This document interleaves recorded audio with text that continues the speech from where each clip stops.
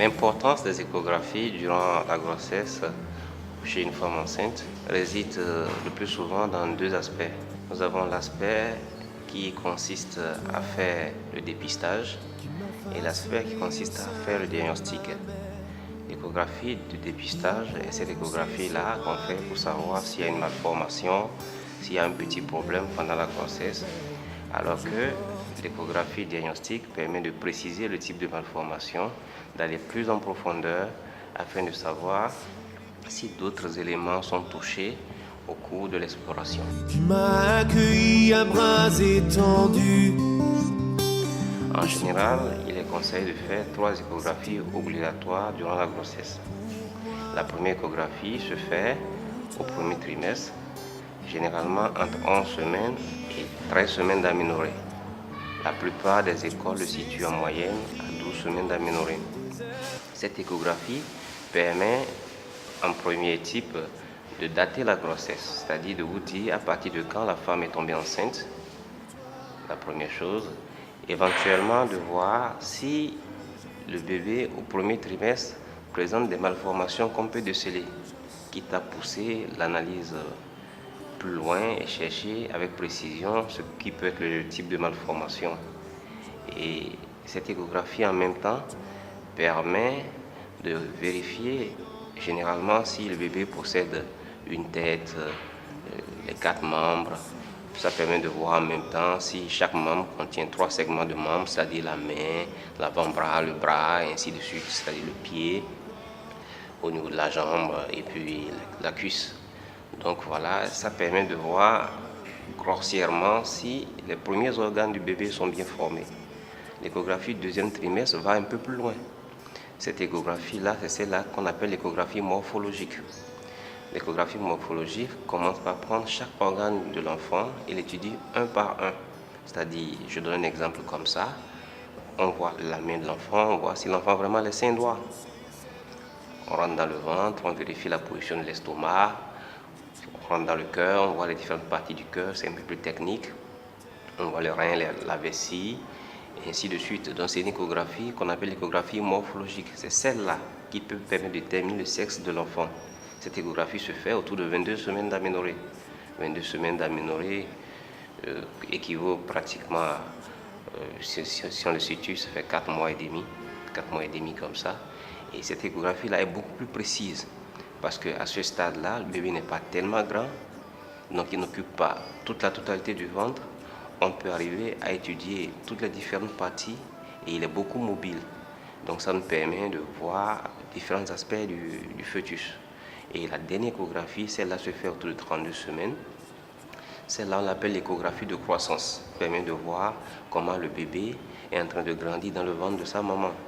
Si entre-temps, il y avait une anomalie dans la croissance, ça nous permettra de rattraper et de corriger cette éventuelle anomalie. Alors l'échographie de croissance permet en même temps d'étudier d'autres éléments. On jette un coup d'œil sur la quantité liquide amniotique. Après, on essaie de voir la position du placenta et permet de déterminer déjà à ce terme-là le pronostic de l'accouchement. Si le bébé est trop gros, il convient de commencer à prendre des différentes précautions pour savoir comment l'accouchement va se passer. Et en même temps, s'il y a une anomalie dans la quantité de liquide ou dans la position du placenta, on peut déjà prévenir les dégâts en fin de grossesse. Voilà un peu de façon ramassée les différentes échographies et à quelle étape de la grossesse elles peuvent être réalisées. Cependant, il est possible de réaliser autant d'échographies sur une grossesse. D'accord? Le nombre classique, c'est 3, mais vous convenez avec moi que si une dame n'a pas senti son bébé bouger toute la journée et que le bébé a l'habitude de bouger 2, 3, 4 fois, qu'elle soit inquiète, qu'elle vienne à l'hôpital. Alors si elle vient à l'hôpital, le gynécologue n'a pas d'autre moyen de vérifier la santé de l'enfant que par une échographie. Donc ça fait une échographie qui vient s'ajouter de façon complémentaire, supplémentaire plutôt, aux 3 échographies classiques. Je ne t'oublie, tu es mon Dieu. Ce n'est pas des mathématiques l'échographie. L'échographie peut nous permettre quand même, dans plus de 80% des cas, de déceler les grandes malformations, je dis bien les grosses malformations. Parce que même avec une échographie bien conduite, les petites malformations peuvent nous échapper. L'échographie est beaucoup plus opérateur dépendant, mais une science exacte, ça nous permet quand même de faire de grandes avancées dans la prise en charge de la mère et de l'enfant. Toi qui m'as façonné au sein de ma Le coût d'une échographie varie suivant les centres. D'accord? Il n'y a pas une norme qui soit fixée et ça dépend aussi de la qualité de la performance de chaque appareil d'échographie. Vous comprenez que quelqu'un qui a une échographie avec peut-être une sonde ou deux sondes maximum ne puisse pas faire la même chose que quelqu'un qui a une échographie avec 3 ou 4 sondes.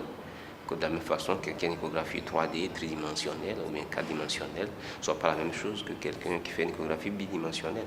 Donc, par rapport à tout ça, il y a le coût de l'appareil que les prescripteurs essaient, et pas les prescripteurs, les opérateurs essaient d'amortir. En dehors de ça, il y a aussi les mamans qui sont enthousiasmées parce qu'elles veulent voir telle partie ou telle partie de leur enfant ou qu'elles pensent que, voilà, avec tel échographe, la qualité de l'image est plus nette, j'arrive mieux à identifier les différentes parties de mon enfant. Donc, ce qui fait que le coût varie forcément en fonction de l'équipement de chacun. Mais tout ça, c'est superflu. C'est superflu parce que 2 sondes maximum permettent de conduire une bonne échographie. Et en moyenne, pour faire une échographie un peu sérieuse, ça tourne autour de 5-6 000 francs au moins. Mais il y en a qui vont jusqu'à 15-20 000 francs pour une échographie. Et le précieux don que souvent j'ignore, tu me payes. Alors, en matière de conseil, nous conseillons à nos femmes d'aller faire des échographies chez les personnes qualifiées. Chez les personnes qualifiées, ça suppose que des personnes qui ont reçu une formation d'échographie. Des gens qui ne sont pas du domaine de la santé, formés sur le tas, font parfois des échographies. Donc, c'est ce qui peut aussi expliquer de façon disparate des coûts qu'on observe. Et cela permet de ne pas passer à côté de grosses pathologies quand vous allez chez le gynécologue. L'autre va faire son échographie de façon simple, avec peu d'informations. D'accord? Mais par contre, le spécialiste va insister sur certains détails. Il va plus agrandir l'image, il ira plus en profondeur, il ira même peut-être jusqu'au pronostic et vous envoyer chez un échographe référent. D'accord? Donc ça fait déjà la nuance, d'accord, par rapport à qui et comment faire l'échographie. Voilà. Mais qui regarde à ce que je ferai comme un sujet d'honneur et de joie. Tu m'as